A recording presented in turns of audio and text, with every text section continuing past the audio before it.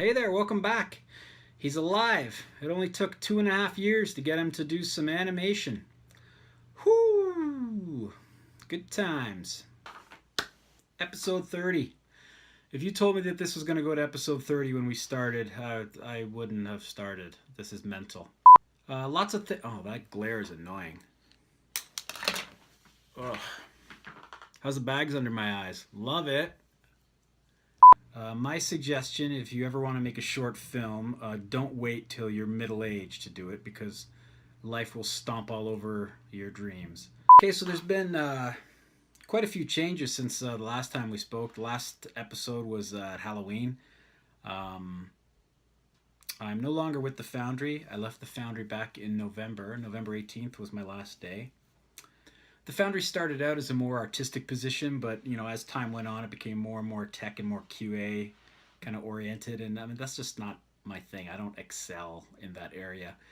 And software production is not animation production. I mean, that's what I do. That's what I'm good at. So nothing against the Foundry. I had a great time there. I love the people. Still love the products.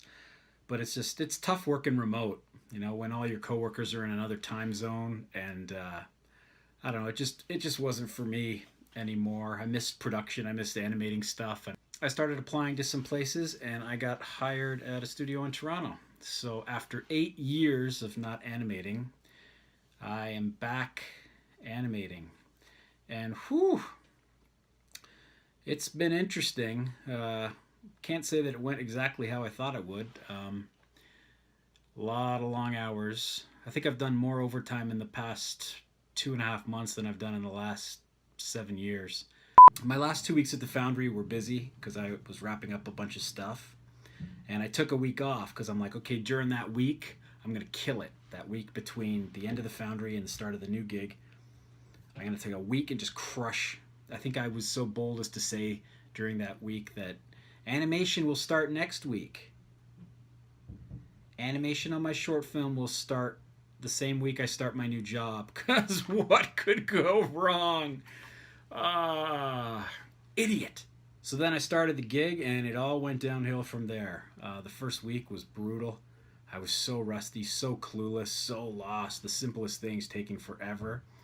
So that week, fail. I had 3 weeks to work until the Christmas break. And I had 2 weeks off at Christmas because the studio closed. So I was like, awesome, I'm going to kill it over the Christmas break. Because Christmas break is a nice quiet time where you have no previous engagements. So Christmas was awesome. We got the kids a PS4 and they were totally not expecting it, which was awesome. We let them open up all their stuff and then we sat on it for about half an hour and just let them think that everything was done. And then the PS4 was made out to Rachel, so then we let Brandon go and help her open up her gift. That was pretty awesome. Another box. Oh my gosh, Daddy. Oh, a PS4?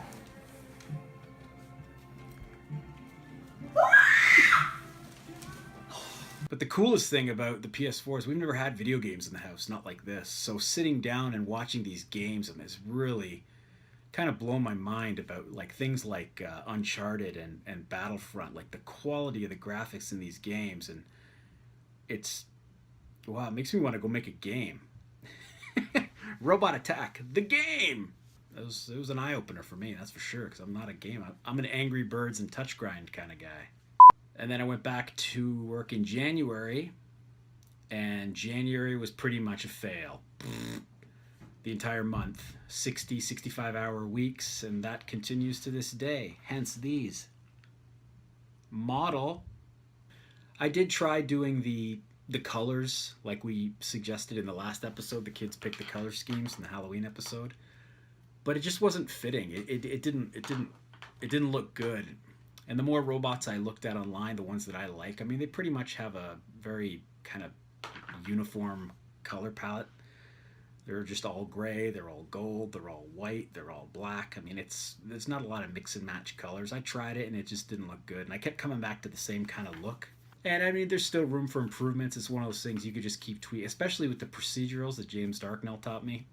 You could keep tweaking that forever, literally. And every tweak you make looks cooler than the tweak you made before. But at some point, you just got to be like, okay, I'm done with this. This is mental. I'll be here forever, and it just has to finish. So I did a couple turntables. There's some problems with it and some flickering, and that stuff's going to work out later. But overall, I'm really happy with it. Even if he looked like this in the final, I'm hoping to make him look a little better with the compositing. But I'm not ILM. You know, the more I think about it, the more I see how ridiculous this project is. You know, I have 57 shots left, and now that things look like they're kind of freeing up at work, I'm hoping I can do like a shot, the easier shots, you know, one a night, one every other night, and set it to render when I go back to work. He's not going to be photoreal. He's going to be photoreal enough. I figure I need to be somewhere between Transformers and Sharknado. If I can be in there, I'll be cool with that. I mean, that's the best it's gonna be. He looks way better than I ever thought he was gonna look. When I look at the first one to where he is now, even this turntable of him, I like how dark it is. I wrestled back and forth with it. At first it seems so dark, but then when I go and watch movies, and a lot of the stuff is just like, they really crush the blacks on stuff, and once I did this look by accident, it kind of popped for me. It kind of looked heavier and looked kind of the way I'd always pictured it. And with the overcast sky, and so like, I really like the look of it. So I'm kind of hoping I can just render them out and slap them over a bunch of the shots. I have a lot of locked cameras. There are 57 shots left, and there's a lot of reuse between those shots. Like if I animate a good walk, I can use that in like 8 shots. Okay, so lastly for episode 30, I've decided to shift Robot Attack over to YouTube. Vimeo's been fine up until now, but I got a lot of videos coming over the next few months, and I've got a lot of videos that I want to do when Robot Attack is finished, and I figured now is a good time to start a channel. There's just more people watching YouTube. I mean, I think to my everyday life, how many people send me Vimeo links? None.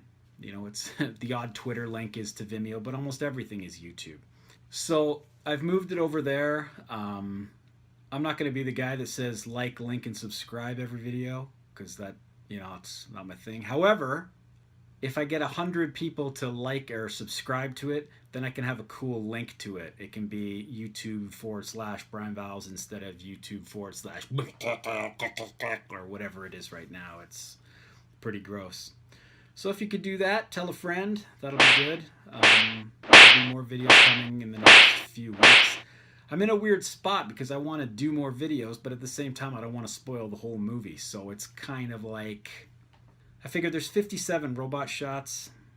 I can probably show you a couple of them before the movie comes out. Anyway, as of right now, I'm hoping that the schedule at work breaks up a bit, and then I can start making some progress. May 29th, 3-year anniversary.